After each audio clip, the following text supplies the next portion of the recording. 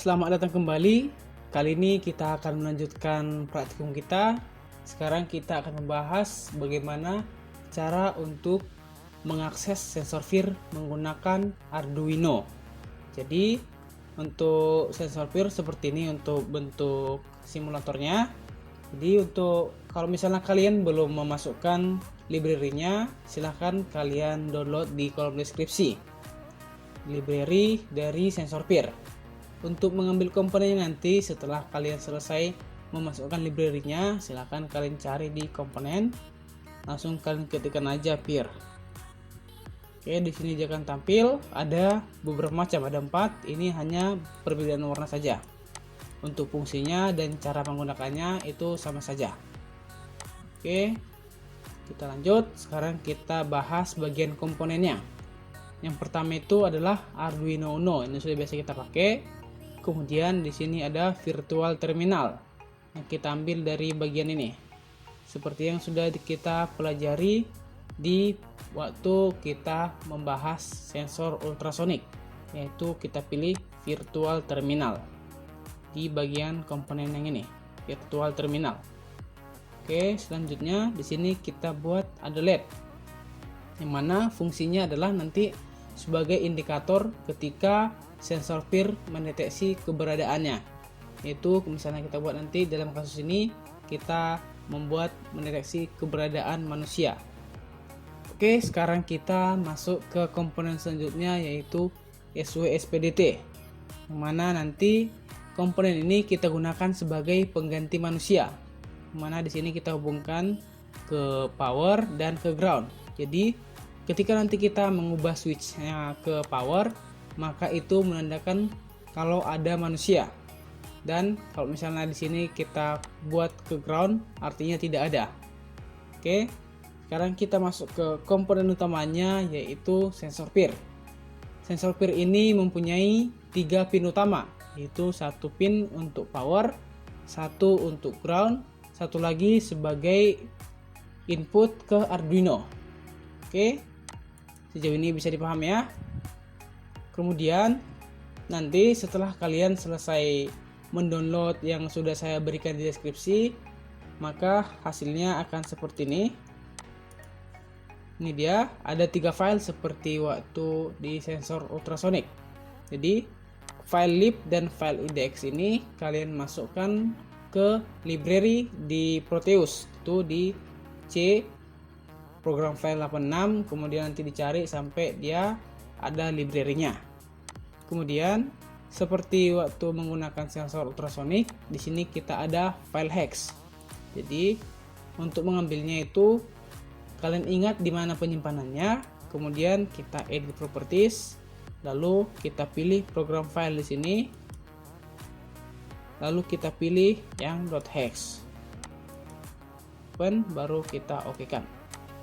Oke, kira-kira demikian untuk sensor FIR ini. Jadi fungsi sensor FIR ini adalah untuk mendeteksi gerakan, yang mana FIR adalah singkatan dari pasif infrared. Jadi dia hanya bisa mendeteksi perubahan inframerah yang ada di sekitarnya. Oke, kita lanjut. Untuk bentuk fisiknya nanti bisa kalian cari di internet, hampir sama seperti ini. Oke, kita lanjut ke bagian codingan. Oke, di codingan pertama kita buat sini dia integer LED 13, yang mana tadi LED-nya kita hubungkan ke pin 13. Oke, kemudian integer sensor 2, yang mana sensornya tadi kita hubungkan ke pin 2. Ini dia outnya kita hubungkan ke pin 2. Selanjutnya di sini kita buat sebuah variabel, yaitu variabel state, kita buat sebagai low. Kemudian kita buat integer val atau value sama dengan 0. Oke, itu nanti untuk dipakai di bawah. Selanjutnya di sini kita buat ini pin mode LED sebagai output, yang mana LED tadi kita buat sebagai output. Kemudian pin mode sensor sebagai input untuk menerima masukan dari si sensor tadi. Kemudian kita pakai di sini serial begin 9600 supaya nanti kita bisa menggunakan virtual terminal. Oke, lanjut ke void loop. kita masuk di sini, dia val sama dengan digital read sensor. Jadi di sini dia output dari sensor kita tampung ke dalam variabel val. Di sini dia masih 0. Jadi ketika kita jalankan nanti, maka output dari sensor akan ditampung ke variabel val. Lalu kita lihat di sini, kita cek kondisinya. Jadi if val sama dengan high. High itu adalah ketika di sini dia ketika high, ketika kita mengarahkan switchnya ke power. Oke, kemudian kita program. Di sini dibuat digital write LED high. Oke, jadi nanti ketika kita arahkan dia ke atas, maka LED-nya akan hidup. Kemudian nanti di sini kita buat kasih delay 100. Lalu dia ngecek state. Pertama tadi kan state-nya masih low. Baru kita buat if state low, maka saat pertama nanti kita buat dia jadi low, maka dia mencetak ke serial gerakan terdeteksi. Buat gerakan terdeteksi. Lalu karena sebelumnya dibuat dia state sama dengan low, di sini kita buat state sama dengan high. Oke, selanjutnya kita masuk ke else dari if ini. Yang mana else ini adalah ketika kita mengubah switchnya ini ke ground. Di sini dia ke ground, maka kita masuk ke bagian else-nya. Di sini else. Tadi kan waktu dia masih terhubung ke power, maka LED-nya akan hidup. Di sini dia digital write LED high. Sebaliknya, ketika nanti kita hubungkan ke ground, maka LED-nya akan mati. Kemudian kita kasih delay 100. Lalu di sini masuk ke state-nya. Sebelumnya di sini ada state high, maka di sini kita buat jika state-nya high, maka dibuat tidak ada gerakan. Kemudian kita setting lagi state low. Untuk state ini kita gunakan sebagai pengendali ketika kita nanti akan mencetak bagian gerakan terdeteksi dan tidak ada gerakan. Oke, langsung aja kita coba supaya nanti bisa kita lebih paham. Kita verify dulu.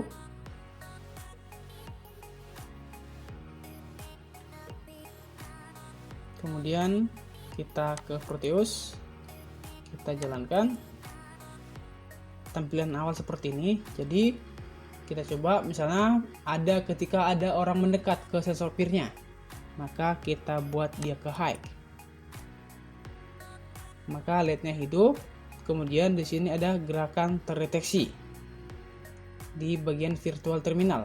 Kemudian saat dia misalnya orangnya sudah jauh, sudah pergi, maka kita buat di sini dia ke bagian ground, maka LED-nya nanti akan mati. Kemudian di virtual terminal dia tidak ada gerakan.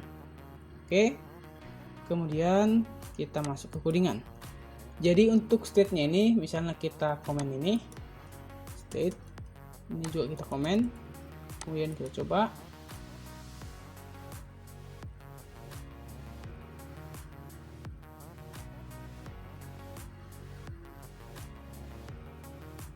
Oke, sudah selesai.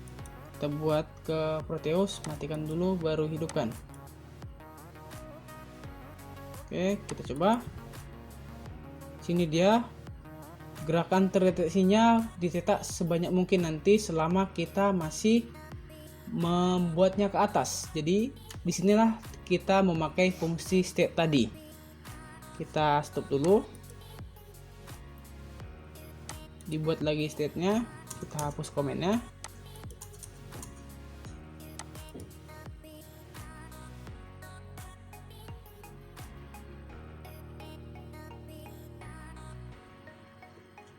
Oke, kita ke Proteus lagi.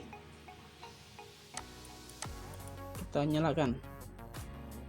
Oke, kita coba. Jadi di sini dia gerakan terdeteksinya hanya dicetak sebanyak satu kali saja. Jadi disitulah kita memakai state tadi. Oke, jadi kira-kira demikian untuk pembahasan bagian sensor peer. Jadi supaya kalian bisa lebih paham lagi, silahkan kalian explore lebih lanjut. Oke, jadi sekian dan terima kasih.